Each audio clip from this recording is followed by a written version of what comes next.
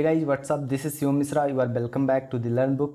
भारतीय राज्य व्यवस्था के इस वीडियो में हम केंद्रीय मंत्रिपरिषद के कुछ महत्वपूर्ण प्रश्नों पर चर्चा करने वाले हैं। इसके पहले वाली जो वीडियो है उसमें भी हमने केंद्रीय मंत्रिपरिषद के ही प्रश्नों पर डिस्कस किया है, और उसके पहले जो वीडियोज आई हैं उसमें हमने भारतीय संविधान की अनुसूचियाँ, भारतीय संविधान के प्रमुख भाग से लेकर के उपराष्ट्रपति तक के लगभग प्रश्नों पर चर्चा कर लिए हैं। बहुत अच्छे ढंग से हम लोगों ने डिस्कस किया है। तो आइए आज के इस वीडियो केंद्रीय मंत्रिपरिषद के जो प्रश्नों वाला वीडियो है उस पर हम डिस्कस करना शुरू करते हैं। तो आइए आज के इस वीडियो में हम केंद्रीय मंत्रिपरिषद के प्रश्नों पर चर्चा स्टार्ट करते हैं। तो मित्रों, इस वीडियो का पहला प्रश्न है, राष्ट्रीय सुरक्षा समिति का प्रधान कौन होता है? राष्ट्रीय सुरक्षा समिति का प्रधान कह लीजिए या अध्यक्ष, प्रधान या अध्यक्ष। तो राष्ट्रीय सुरक्षा समिति का प्रधान या अध्यक्ष भारत का प्रधानमंत्री होता है। तो भारत का प्रधानमंत्री राष्ट्रीय सुरक्षा समिति का प्रधान या अध्यक्ष होता है। तो इस प्रश्न में देखिए विकल्प दिए गए हैं, गृह मंत्री, प्रधानमंत्री, राष्ट्रपति, उपराष्ट्रपति। तो प्रधानमंत्री इस प्रश्न का सही उत्तर होगा। अगला प्रश्न है, भारत का प्रधानमंत्री बनने के लिए न्यूनतम आयु कितनी होनी चाहिए? तो देखिए मित्रों, भारतीय संविधान के अनुच्छेद 75(1) के अनुसार भारत का राष्ट्रपति भारत के प्रधानमंत्री की नियुक्ति करता है, और उसमें एक शर्त दी गई है कि जो प्रधानमंत्री बनता है उसको संसद सदस्य होना अनिवार्य है। संसद सदस्य। तो संसद सदस्य का मतलब कि चाहे वो लोकसभा का सदस्य हो या तो राज्यसभा का सदस्य हो। अगर वो इन दोनों सदनों में से किसी सदन का सदस्य नहीं है तो 6 माह के अंदर उसे इनमें से किसी एक सदन का सदस्य बनना होता है। तो यहाँ पे देखिए, जो सबसे महत्वपूर्ण बात है कि लोकसभा का सदस्य बनने के लिए जो न्यूनतम आयु निर्धारित की गई है वो है 25 वर्ष, और राज्यसभा का सदस्य बनने के लिए न्यूनतम आयु जो निर्धारित की गई है वो है 30 वर्ष। तो देखिए, इस प्रश्न में पूछा गया है न्यूनतम आयु कितनी होनी चाहिए, यानी न्यूनतम आयु की जब बात की जाएगी तो जो लोकसभा का सदस्य होने के लिए जिस आयु की आवश्यकता होती है, यानी 25 वर्ष वही बताएंगे, क्योंकि 25 और 30 में जो न्यूनतम है वो 25 है। इसीलिए भारत का प्रधानमंत्री बनने के लिए जो न्यूनतम आयु है वो 25 वर्ष है। तो इस प्रश्न का सही उत्तर होगा बी विकल्प, 25 वर्ष। आगे बढ़ते हैं और अगला प्रश्न है, उप प्रधानमंत्री पद का सृजन ऑप्शंस हैं, मूल संविधान के अंतर्गत हुआ था, संविधान के प्रावधानों से हटकर है, 44वें संशोधन के द्वारा हुआ, 25वें संशोधन के द्वारा हुआ। तो देखिए मित्रों, जो उप प्रधानमंत्री का पद है, उप प्रधानमंत्री पद का सृजन ये पूर्णतः गैर संवैधानिक है, पूर्णतः गैर संवैधानिक।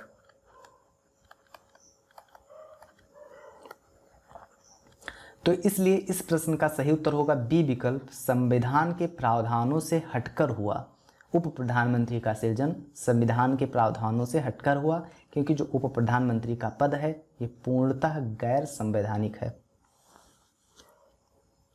आगे बढ़ते हैं और अगला प्रश्न है, भारतीय संविधान के निम्नलिखित प्रावधानों में से कौन सा प्रावधान मंत्रिपरिषद की नियुक्ति तथा पदच्युत को विवेचित करता है? तो मंत्रिपरिषद की नियुक्ति और पदच्युत यह कौन सा अनुच्छेद विवेचित करता है? तो ये भारतीय संविधान का अनुच्छेद 75 विवेचित करता है। अर्थात इस प्रश्न का सही उत्तर होगा डी विकल्प, आर्टिकल 75। आगे बढ़ते हैं और अगला प्रश्न है, प्रधानमंत्री नरेंद्र मोदी, ऑप्शंस दिए गए हैं, पंजाब से लोकसभा के सदस्य हैं, गुजरात से लोकसभा के सदस्य हैं, उत्तर प्रदेश से राज्यसभा के सदस्य हैं, उत्तर प्रदेश से लोकसभा के सदस्य हैं। तो वर्तमान में जो प्रधानमंत्री हैं नरेंद्र मोदी जी, ये उत्तर प्रदेश से लोकसभा के सदस्य हैं। अब इनकी लोकसभा सीट का क्या नाम है? तो इनकी लोकसभा सीट का नाम है वाराणसी।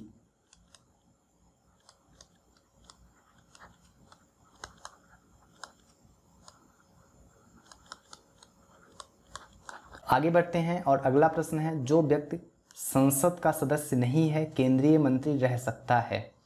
कोई भी केंद्रीय मंत्री जो संसद का सदस्य नहीं है तो मैक्सिमम 6 माह तक केंद्रीय मंत्री रह सकता है। 6 माह के अंदर उसे संसद का सदस्य बनना पड़ेगा। संसद का मतलब कि वो चाहे लोकसभा का सदस्यता ग्रहण करे और या राज्यसभा का।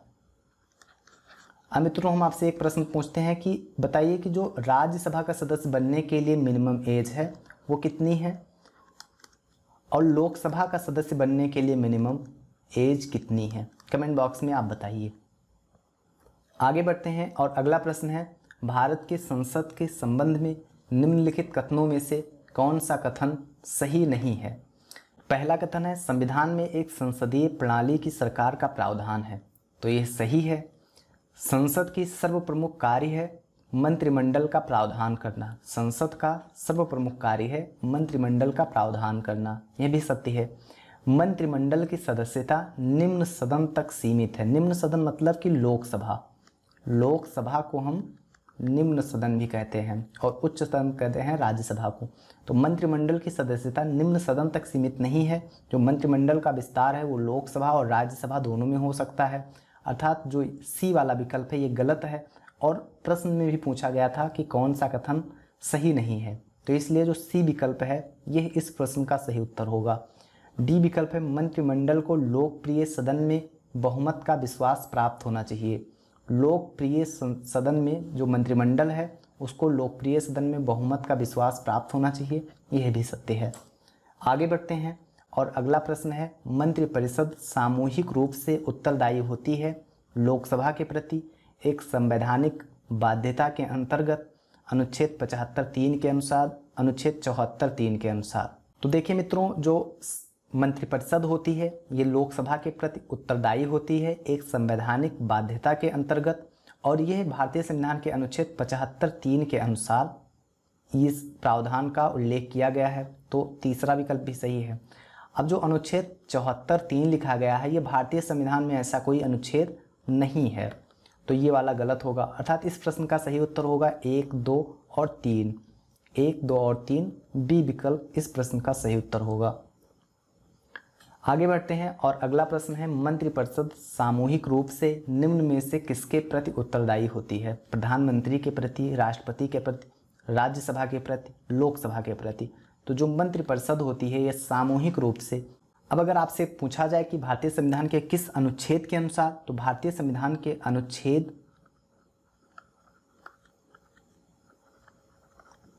75(3) के अनुसार। मित्रों अगला प्रश्न है, निम्नलिखित में से किसका भारत के संविधान में तो स्पष्ट उल्लेख नहीं है पर परिपाटी के रूप में पालन किया जाता है। पहला कथन है, वित्त मंत्री को निम्न सदन का सदस्य होना चाहिए। प्रधानमंत्री यदि निम्न सदन में बहुमत खो दे तो उसे त्यागपत्र दे देना चाहिए। तो देखिए ऐसा भारतीय संविधान में उल्लेख नहीं किया गया है, लेकिन भारतीय संविधान के अनुच्छेद 75(3) में मंत्रिमंडल के सामूहिक उत्तरदायित्व की बात की गई है, और उसी के तहत जो अगर निम्न सदन में प्रधानमंत्री अपना बहुमत खो देता है तो उसे त्यागपत्र दे देना चाहिए, और ऐसा होता है, प्रधानमंत्री अपना त्यागपत्र दे देता है। तो इस प्रश्न का जो बी विकल्प है वो सही है, क्योंकि संविधान में स्पष्ट इसका उल्लेख नहीं किया गया है, लेकिन परिपाटी के रूप में इसका पालन किया जाता है। तो इस प्रश्न का सही उत्तर होगा बी विकल्प। तो मित्रों अगला प्रश्न है, निम्नलिखित में से कौन सा एक प्रस्ताव भारत में मंत्रिपरिषद रख सकती है। तो देखिए मित्रों, जो विश्वास प्रस्ताव होता है, मोशन ऑफ कॉन्फिडेंस, ये मंत्रिपरिषद रख सकती है। और जो अविश्वास प्रस्ताव होता है यह किसके द्वारा रखा जाता है, तो यह विपक्ष के किसी सदस्य के द्वारा।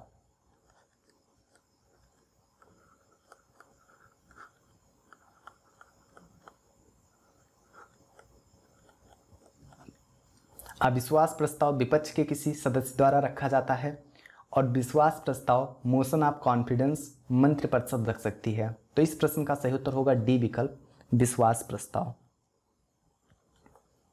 आगे बढ़ते हैं और अगला प्रश्न है, किस सदन के सदस्यों द्वारा बहुमत से अविश्वास प्रस्ताव पास हो जाने पर मंत्रिपरिषद को त्यागपत्र देना पड़ता है।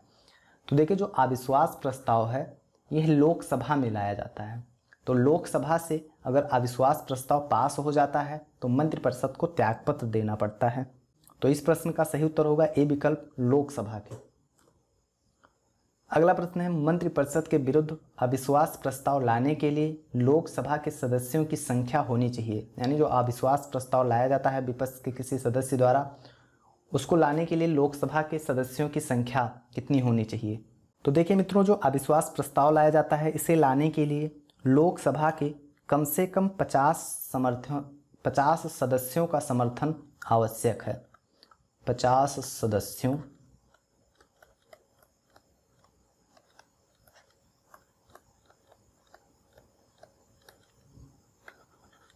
तो इस प्रश्न का सही उत्तर होगा सी विकल्प 50। आगे बढ़ते हैं और अगला प्रश्न है, भारत में अविश्वास प्रस्ताव के विषय में निम्नलिखित कथनों पर विचार कीजिए।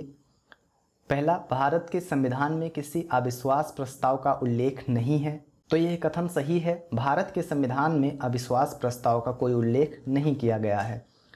दूसरा, अविश्वास प्रस्ताव केवल लोकसभा में ही पुनः स्थापित किया जा सकता है।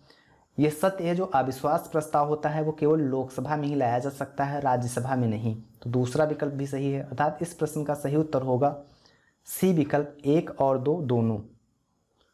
तो मित्रों, इस वीडियो में बस मुझे उम्मीद है कि आपको यह वीडियो पसंद आया होगा। अगर आपको यह वीडियो पसंद आया हो तो इस वीडियो को लाइक कीजिए। अगर आप इस चैनल पर नए हों तो इस चैनल को सब्सक्राइब कर लीजिए। भारतीय संविधान के इसी तरह के एक दूसरे वीडियो में हम आपसे फिर मिलते हैं। तब तक के लिए नमस्कार।